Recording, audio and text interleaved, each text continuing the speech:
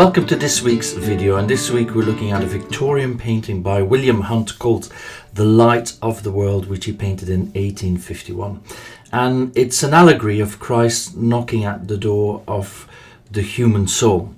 And the painting is the work of a Victorian artist called William Holman Hunt, and he was known as one of the leading figures of the Pre-Raphaelite Brotherhood.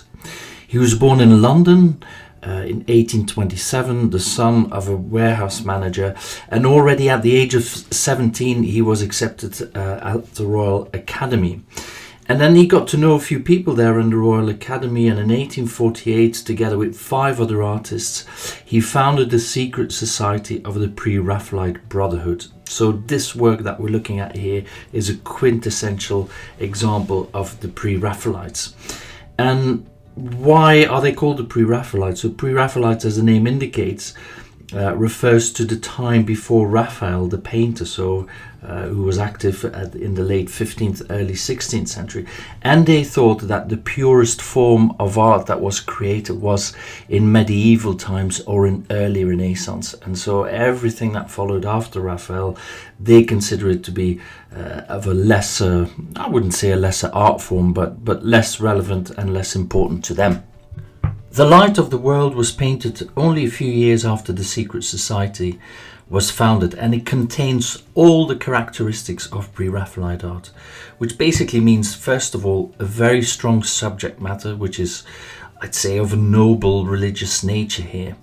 And it refers to Revelation chapter 3, behold, I stand at the door and knock. It also refers to John 3, the light came into the world. John chapter 8, I am the light of the world. Whoever follows me will not walk in darkness, but will have the light of life, etc. So, which is absolutely what the Pre-Raphaelites are about, sort of combining these themes and basically distilling it into one quintessential image.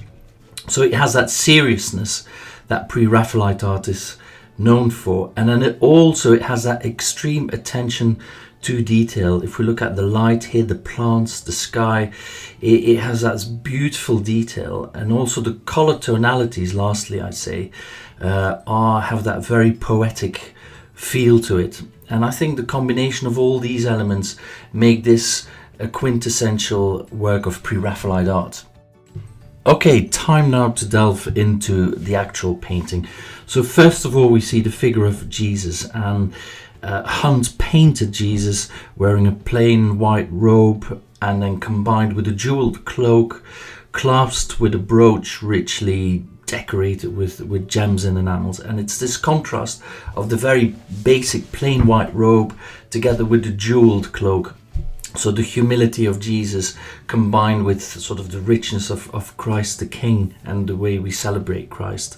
He's also wearing a crown entwined with thorns of passion. So again, we have that crown, which a very lavish crown, but then also entwined with the thorns of passion. So a beautiful contrast.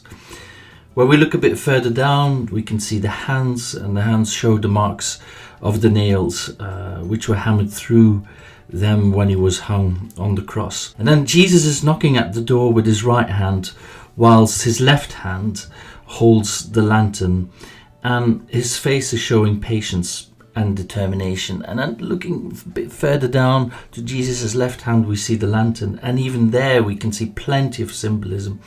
We see the top section of the lantern with a single star which guided the 3 kings. Then we see also 3 separate stars around that, which are the stars of David, and then the flint, which is a reference to pagan rituals. But then the door itself is probably, together with the figure of Christ, the most interesting part of this picture. So we see a wooden doorway, rusted with hinges, again symbolizing the soul. It's shut. So it's like the door of our lives, obstinately closed to the good news, and are we there to open the door? And there's only a handle basically on the inside, which of course isn't painted, but there's no handle on the outside of the door. So the door can only be opened by us from the inside. And then we have these sort of overgrown ivy and weeds, which are at the front of the door, symbolizing sin that distracts people from following Christ.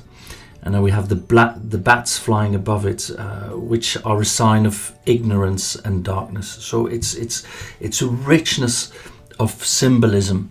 And then in the background, above Jesus, sort of in the background of Jesus's head, we see a very dark wood, which is maybe refers to the end of days.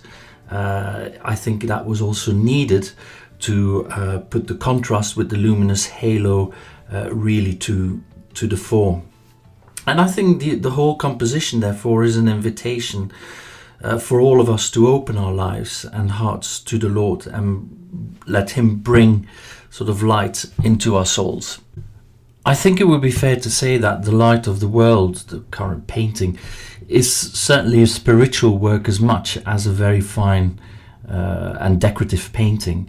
And the artist himself wrote about this painting, and he said the following words. He said, "I painted the picture with what I thought, unworthy though I was, to be by divine command, and not simply as a good subject."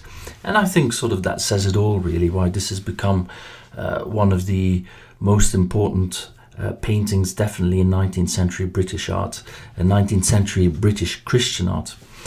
It has to be said that William Hunt's early works did not encounter any great success, and it was only until he painted this very picture that brought him recognition, mainly due to one of the leading art critics at the time, John Ruskin, who wrote absolutely raving reviews about this painting. So it quickly became a picture in its day that people wanted to see and admire and contemplate in front of. Thank you very much for watching this week's video. Goodbye.